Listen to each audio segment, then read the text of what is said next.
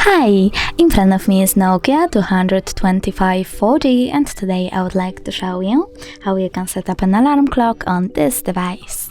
First of all, access menu, find clock and select it. Then click on the middle button to add new alarm. Over here you can customize it however you wish to. For example, you have to set up an hour over here, choose repeat and pick days of the week. Go back. Choose alarm name and label your alarm however you wish to. Pick alarm tone.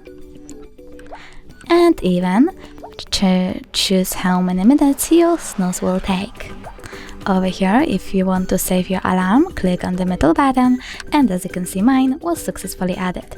You can turn it off by clicking on it and turn it back on the same way. If you want to edit your alarm, click on the left button over here and select edit. Then save your changes by clicking on the middle button over here. As you can see, my alarm was edited. If you wish to delete it, you can click on the left button again, but this time select delete, and now it's gone. Thanks so much for watching. If you enjoyed this video, leave a like, comment and subscribe. Bye!